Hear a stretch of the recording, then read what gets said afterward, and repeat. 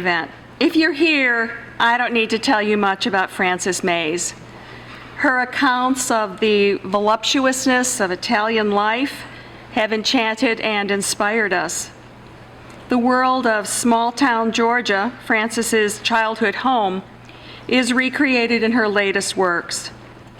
In all of her writing, Frances Mays has shown herself to be a master of the sensuous, depicting the sights, sounds, smells, and especially tastes that make a place unique and memorable. Please join me in welcoming Frances Mays. Thank you. I was just going to try to lower it. It's wonderful to be here. We just drove down from North Carolina. Today is such a beautiful drive, even though we got a speeding ticket. And it's really wonderful to be here. This is my third time in Abingdon. It's just beautiful. It's a lovely town. I came here maybe 2 years ago to see Good Old Girls at the theater, because Lee Smith's my neighbor in Hillsborough, and so we came here that was really fun, to stay at the Marker and to see that. And then my wine, which you've been drinking, debuted in Virginia at Steve Smith's grocery stores, and so we came down for some wine events around that. It was really fun. So we just want to come back sometime when we can go bicycling and hiking, and this looks like just a wonderful place for an event, and I just can't tell you how lucky you are to have so many good restaurants. It doesn't happen a lot, you know. So it's just great to be here. I want to thank everyone who had a hand in organizing this, and thank you all for coming. I'm going to talk about place as a kind of locus for writing, and how it has been so important in my work. As you know, I've written many books about Italy. We went to Italy first in 1990. Seems impossible by now, but we bought a house then. We were pioneers in a way, because now you hear about people going to Tuscany a lot and renting houses or buying houses, but then no one did that, and we were crazy. It was foolish, it was wild, but it was one of the best things I've ever done. So that the sense of place around Tuscany, and the sense of place I had growing up in South Georgia, Fitzgerald, Georgia, have been very important in defining subject matter for me and just kind of orientation on the earth.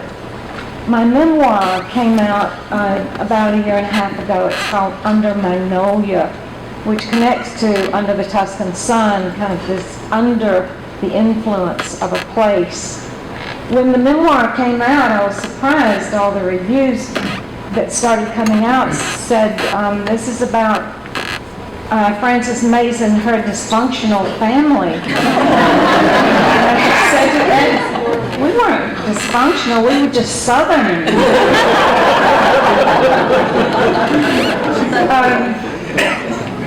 I think both places, the South and Tuscany, are very formative landscapes. They are formative in that living there, you begin to feel kind of a shaping power coming to you from the place.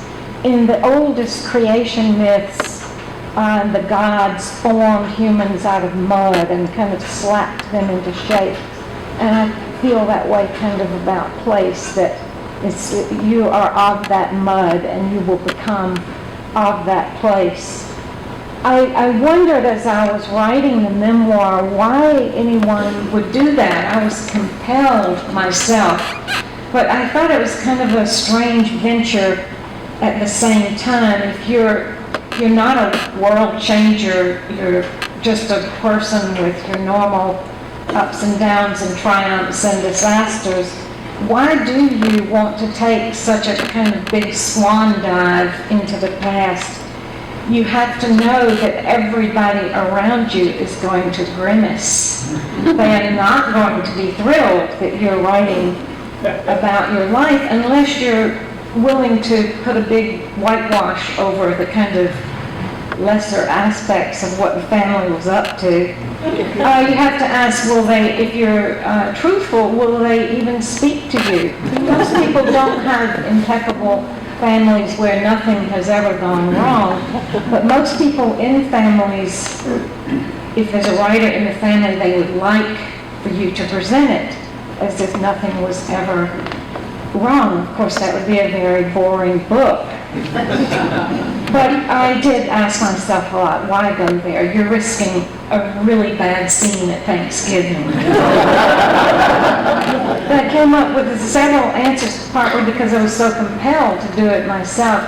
And one is that your life is precious. The instant someone dies, their spirit goes out the window and so much else is lost at the same time. I found out that I had ancestors who came from Ireland.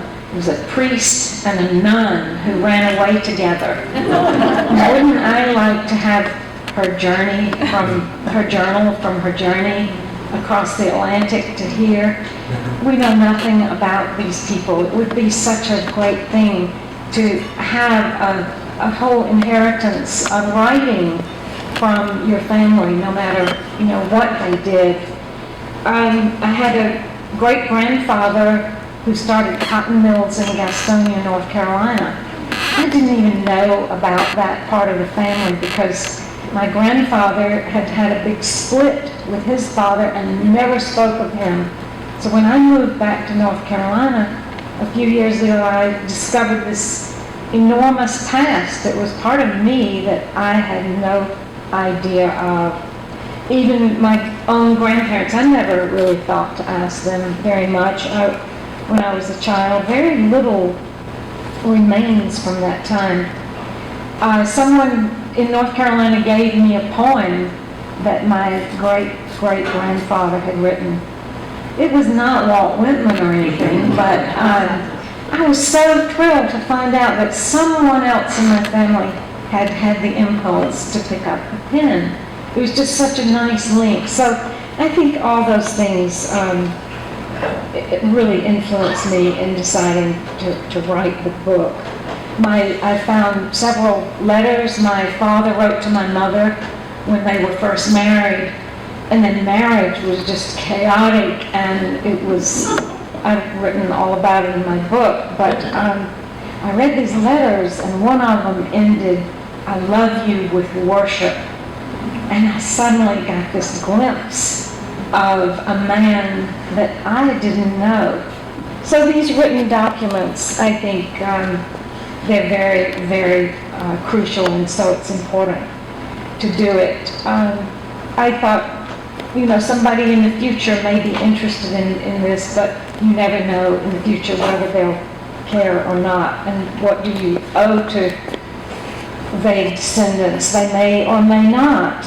So I think it's just mainly from a sense of personal satisfaction that you want to disturb the past, even when some of it is cooling off rather nicely by now.